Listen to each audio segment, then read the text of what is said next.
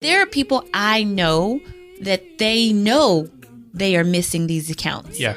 Like there are people who say, oh yeah, I know I have a retirement account from that job I worked at 10 years ago, but they don't know how to access it. They haven't tried to access it, and they don't even know how much is in there most of the time. Yeah. Especially after all these years, you don't know what's happened in that account. Maybe it's grown a lot. Who knows? Yeah. And I found that to be really shocking. And so I wanted to talk today about that and how you can find your missing money. But I also wanted to talk about the importance of deciding what to do with your retirement account once you move from one job to another. Let's make green together. Let's make green together. Let's make green together.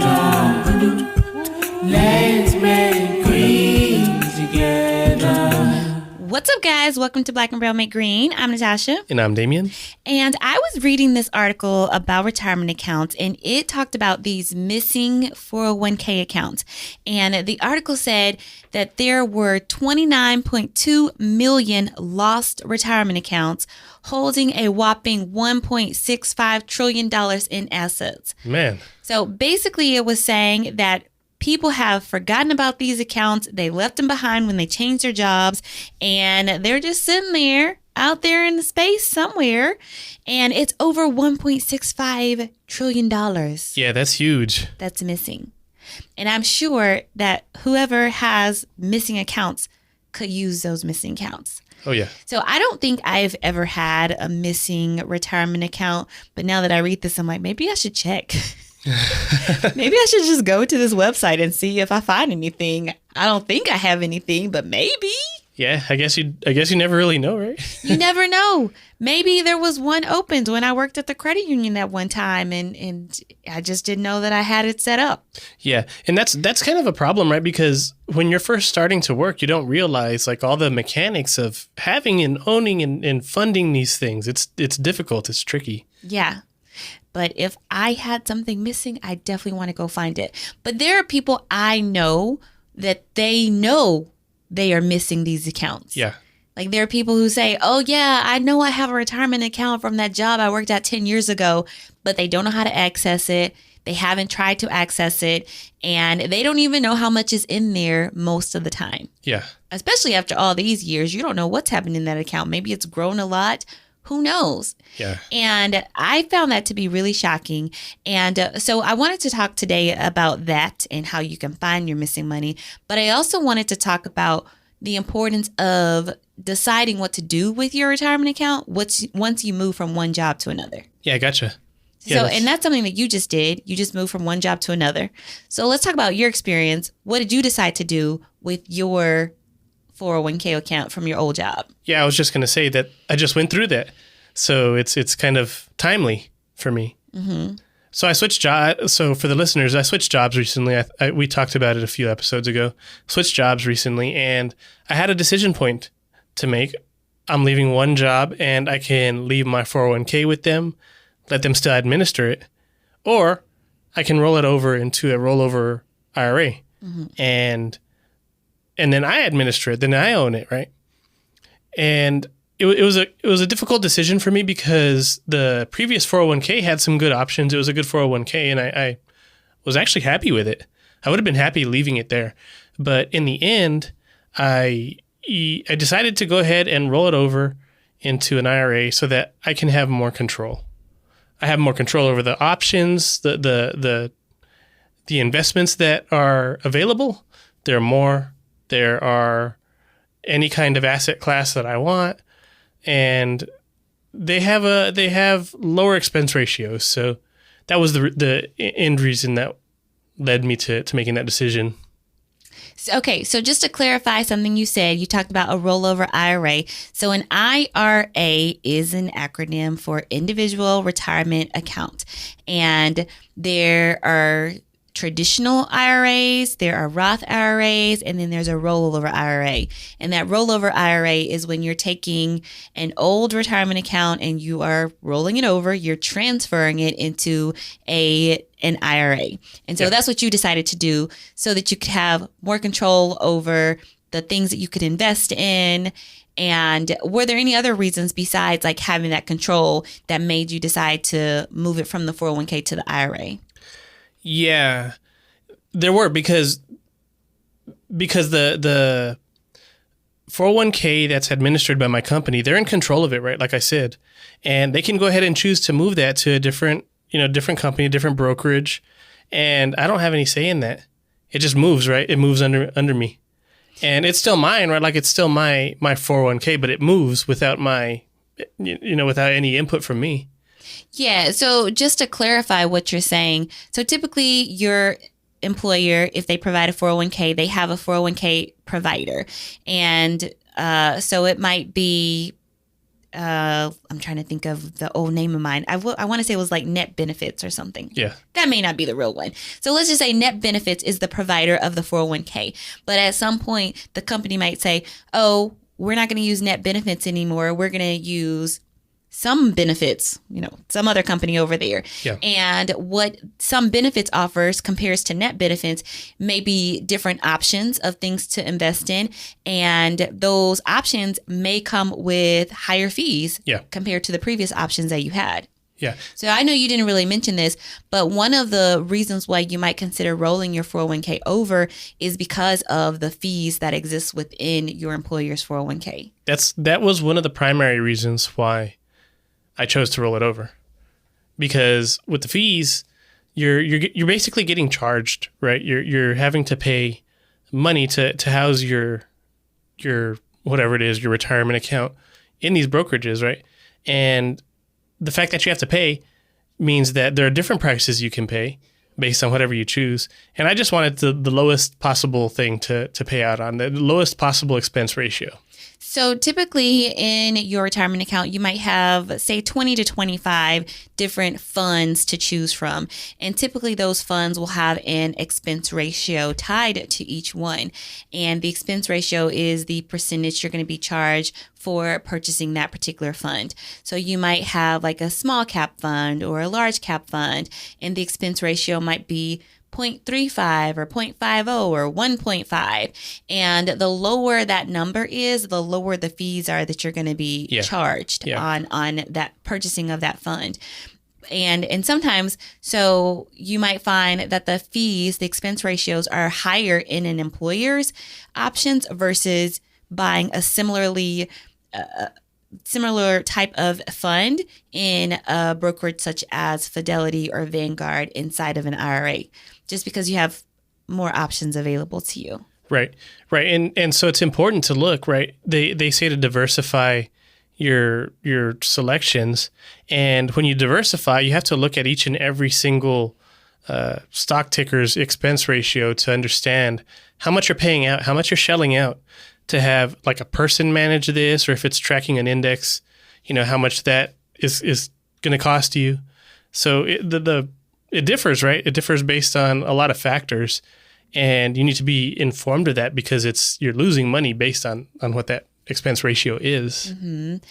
And so one of the things that we thought about before you rolled your 401k over into a rollover IRA was, should this 401k be rolled over into your new employer's 401k? Yeah. And all employers do not offer this option, but you may have the option to roll over your 401k into your new employer's 401k. And the reason why we were considering that, because a couple of years ago when we worked with the financial advisor, part of our plan was contributing to a backdoor Roth IRA.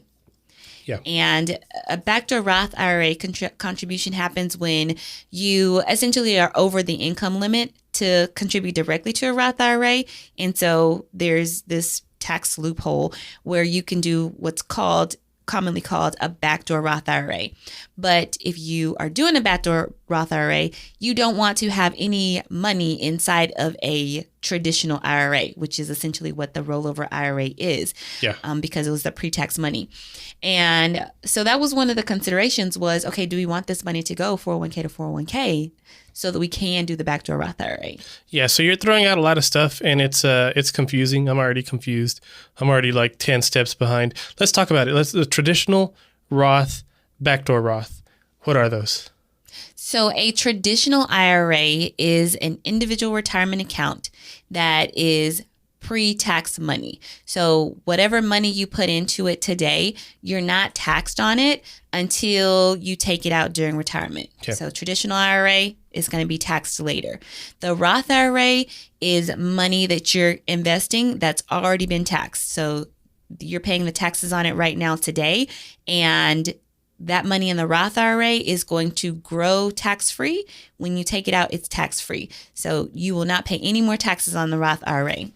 The rollover IRA is just when you are taking money from one account, one retirement account, such as a 401k or a 403b or some other mechanism, right. 457b, some other retirement account, and you're transferring it into an individual retirement account that you now have more control over, versus the options are controlled by your employer and the company that they go through for the retirement account. So you can see it kind of starts to get confusing quickly, and there's a lot of decisions to be made. And you can see how you'd start accumulating these accounts because, people do jump from job to job to job, like I said. And let me tell you a story real quick, because this did happen to me.